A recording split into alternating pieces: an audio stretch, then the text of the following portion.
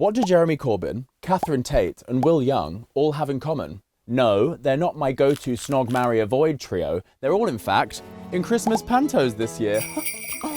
I remember my first pantomime, the velvet curtains, the glitter, someone shouting, "He's behind you!" I was obsessed. It wasn't just the sparkle or the absurdity, it was the architecture of it all. It was a stage full of mayhem that somehow made perfect sense. Dramatic exit. So where did this bawdy British Christmas spectacle of wigs and innuendo come from? Let's go down the Panto rabbit hole.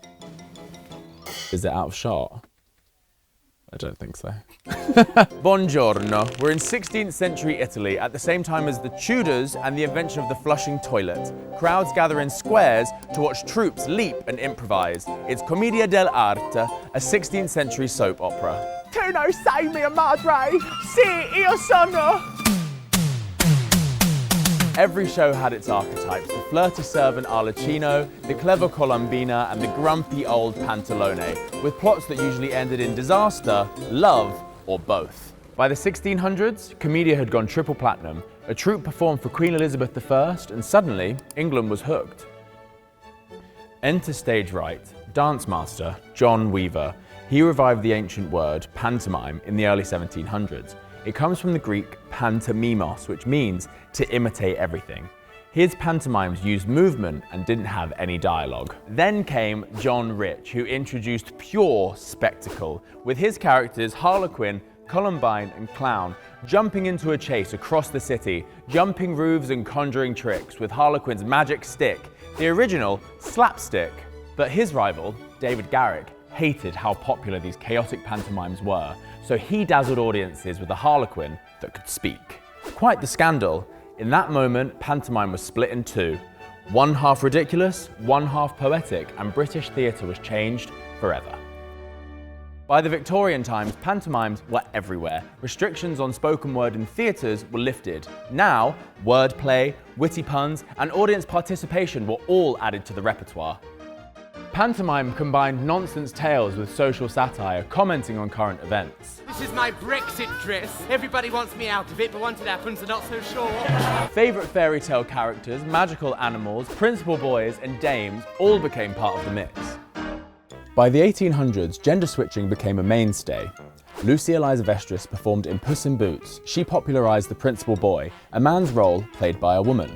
She wore tight-fitting trousers that scandalised Victorian audiences. She became an instant sensation. She also invented the thigh slap, a proud gesture that heroes in pantomime still do to this day before they burst into song. Men had played female roles throughout the history of theatre, as women performers were banned until the late 1600s. Pantomime drew on this convention, with the dame being the most iconic character of the performance. Even to this day, a pantomime wouldn't be a pantomime without Mother Goose or Widow Twankey. This is just Mama Trot heading to the shops. Sam Harrison is playing the role of Dame in this year's Jack and the Beanstalk at the Lyric Hammersmith. I was dating a vegan, but things went wrong because I didn't get my sense of humour. Apparently my jokes were too cheesy. Welcome to my glamorous dressing room. It's perfect. It's exactly how I imagined it. Chaos. Yeah, literally. So what would you say is the main role of a panto dame? First of all, she is a connection for the children. She's one of the only characters who does speak to the audience, and that is a joy. And she is this massive pulsating heart who just beats her way through the show. How does it feel being a dame? It's extraordinary. I think you've got the weight of history on your shoulders. I have never done anything that has required as many of my skills in one show. Just everything. Well, one skill is just having 3 mugs on top of your head at all times. Exactly, and just making it work. Dramatic exit.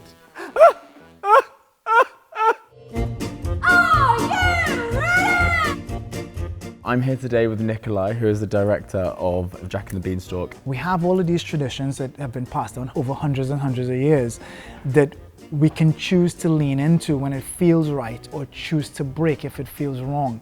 And because a panto is of the moment, like it only exists now. Like you couldn't do this show in 5 years' time, you couldn't do it 4 years ago. Fasten your seatbelts! What are some of the more topical things that you've included in this particular show? I mean, all the music. Like there's a Ray song in there, there's Where's My Husband, there is songs from K-pop Demon Hunters in there. I was 6, 7 for the kids, you know, there's things like that. Why do you think that pantomime has endured so many years and is still so loved at Christmas time especially?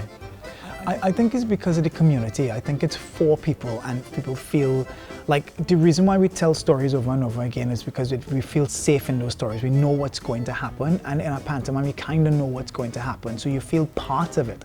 So we think about the audience as the other character, the other person on stage with us when we're making the show. We have to stick together. We have to keep singing and dancing. I think that's why it's endured so long, is because it doesn't other anybody. It feels very, very inclusive.